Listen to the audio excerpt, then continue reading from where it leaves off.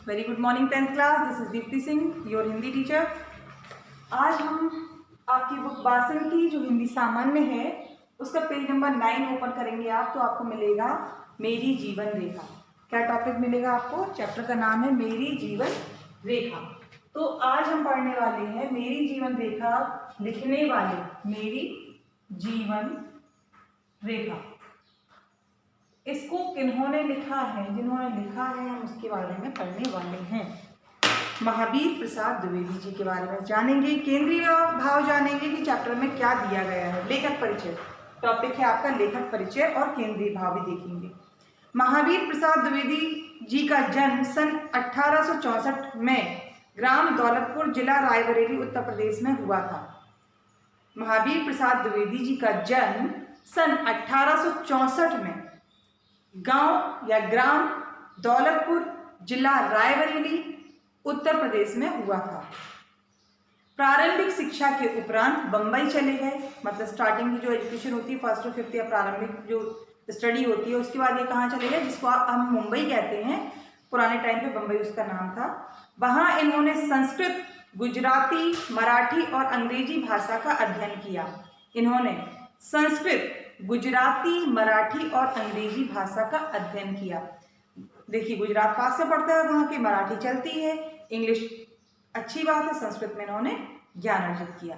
सन 1903 से 1920 तक सरस्वती पत्रिका का संपादन किया। बुक का नाम जरूर करके याद रखिए। सरस्वती पत्रिका का संपादन किस सन से किस सन तक किया? 1903 से 1920 तक। इस अवधि में हिंदी भाषा और साहित्य के लिए इनका अवदान अविश्वसनीय है। मतलब एक तो विस्मित हो जाता है, खो जाता है, गायब हो जाता है दिमाग से, एक अविस्मरणीय जिसको स्मरण करना ही है, मतलब विस्मरण नहीं कर सकते हैं। 21 दिसंबर सन 1938 ईस्वी को इनका देहावसान हो गया, इनकी मृत्यु हो गई। हिंदी गद्य के विकास में आचार्य महावीर प्रसाद द्विवेदी जी का अत्यंत महत्वपूर्ण योगदान है। विनय विनोद जो कि काव्य है, विचार विमर्श, साहित्य संदर्भ, नैषध, चरित्र चर्चा, अद्भुत आलाप, साहित्य सीकर आदि आपकी प्रमुख रचनाएं हैं। ये आपको लर्न करनी ही है। कोई सा भी क्वेश्चन आ जाता है, सपोज इनमें से इनकी कौन सी नहीं है, सपोज बहुत सारी लिख दी। क्या लिख दिया? विचार विमर्श, विनय विनोद, साहित्य संदर्भ, नैषध, चरित्र चर्चा, अद्भुत आलाप, साहित्य सीकर, और संग में मीरा के पद का कोई दे दिया, या कबीरदास जी का दे दिया, या फिर लहासा की ओर दे दिया। इनमें से कौन सा महावीर प्रसाद द्विवेदी जी का नहीं है? कौन सी रचना द्विवेदी जी की नहीं है? तो आपको सब पढ़ी है, लहासा की ओर नहीं पढ़ा है, यानी कि लहासा की ओर इनका नहीं है, राहुल सांक्रांतिया जी ने लिखा हुआ है। तो आपको ये चीज छोटे छोटे पॉइंट याद रखने पड़ेंगे इसकी हिंदी इंग्लिश में, क्योंकि ऐसे ही क्वेश्चन आपके पुटअप किए जाते हैं, पूछे जाते हैं।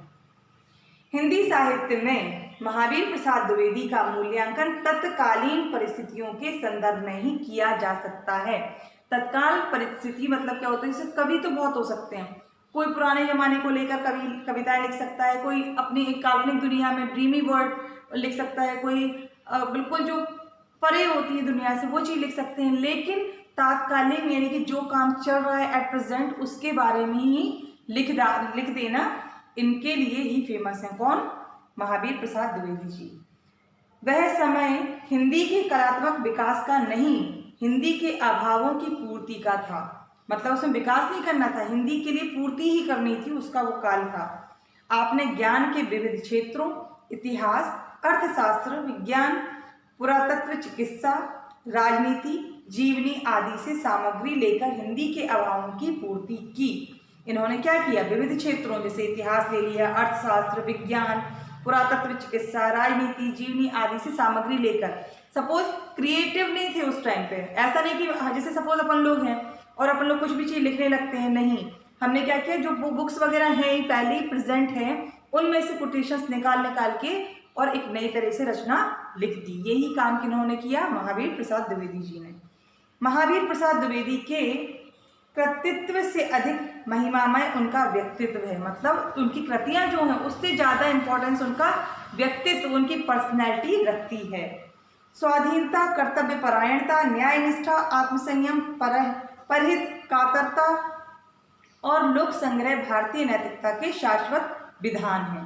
तो उन्होंने मतलब क्या, स्वाधीनता, कर्तव्य परायणता, न्याय निष्ठा, आत्मसंयम, परहित, कातरता और लोक संग्रह भारतीय नैतिकता के शाश्वत विधान है। ये सारी चीजें इनके अंदर मतलब कूट कूट के भरी हुई थी। केंद्रीय भाव देख लेते हैं चैप्टर स्टार्ट करने से पहले। प्रस्तुत आत्मकथात्मक निबंध में पंडित महावीर प्रसाद द्विवेदी ने अपने प्रारंभिक जीवन के संघर्षों को रेखांकित किया है। मतलब अपने जो स्टार्टिंग की लाइफ के खुद के एक्सपीरियंस थे उनको इन्होंने रेखांकित किया है, लिखा है। उन्होंने जीवन यात्रा में आई अनेक विषम परिस्थितियों को भोगा तथा दृढ़ संकल्प के साथ उनका सामना किया। मतलब देखो, प्रॉब्लम्स तो सबकी लाइफ में आती है, तो वो जो प्रॉब्लम्स आई उनको फेस किया, उनके साथ साथ उनको ईमानदारी से फेस करते हुए उन्होंने क्या किया, दृढ़ संकल्प, डिटर्मिनेशन था उनके माइंड में और उन चीज़ों से आगे निकल गए। और जो लोग आगे बढ़ जाते हैं तो बहुत कुछ करके जाते हैं लाइफ में। जीवन में आगे बढ़ते रहने का लक्ष्य सदैव सामने रखा। जीवन में उन्हें हमेशा ही प्रोग्रेस चाहिए थी। उन्होंने इस लक्ष्य को, इस एम को हमेशा सामने रखा। पूरी ईमानदारी और निष्ठा से अपने कर्तव्यों का पालन करने से मनुष्य को आत्म संतोष तो होता ही है, साथ ही उसमें उत्साह और लगन का संचार भी होता है। क्या होता है जब हम अच्छा काम करते हैं, सपोज आपको मीरा के पद मैंने समझा दिए, आप तब तक नहीं लिखते जब तक ये वीडियो नहीं आता, क्योंकि अब ये वीडियो आपके पास पहुंच जाएगा तो आप क्या करेंगे, आप सोचोगे अरे ये तो 4th चैप्टर पे आ गई मैम, 3rd चैप्टर तो हमने लिखा ही नहीं। तो आपके पास एक एनर्जी आ जाएगी, फटाफट आप 3rd चैप्टर कंप्लीट कर लेंगे। जैसे ही कंप्लीट कर लेंगे तो आपको सेटिस्फेक्शन होगा, यस आई डिड, मैंने कर लिया, मैंने अच्छा काम किया। आज संतोष होगा, फिर आपके अंदर उत्साह आ जाएगी, लगन लग जाएगी, आपको ये चैप्टर भी पढ़ने में मजा आएगा, फिर इंग्लिश भी कवर कर लोगे धीमे धीमे। मतलब आपके लेवल की बात कर रही हूँ मैं। इसलिए मात्र व्यक्तिगत स्वार्थ से ऊपर उठकर अपने दायित्वों का पालन करना मनुष्य को उच्च सफलताओं से जोड़ता है। एक बहुत अच्छी बात कही है, व्यक्तिगत स्वार्थ, निस्वार्थ होकर अगर काम किया जाता है तो क्या होता है, इन्होंने बताया व्यक्तिगत स्वार्थ को एक साइड में रख दिया और फिर उससे ऊपर, उससे परे होकर जो वर्क किया जाता है उससे मनुष्य बहुत ही सफलता मिलती जाती है, उच्च सफलताओं में खोता जाता है, जुड़ती जाती है, सफलता सफलता सफलता। लेखक ने सरस्वती पत्रिका का संपादन सफलतापूर्वक करते हुए हिंदी साहित्य की महान सेवा की है। पत्रिका मतलब एक का संपादन करना ही बहुत बड़ी बात होती है, तो इन्होंने उसको बखूबी निभाया। इसके आगे हम लोग इस चैप्टर को रीड करेंगे, समझेंगे इसमें भावार्थ क्या है, अर्थ क्या है, क्या व्याख्या है। अगर इसमें कोई डाउट हो तो पूछ लीजिएगा। तब तक के लिए अपना ख्याल रखिए, मुस्कुराते रहिए, हंसते रहिए। Thank you.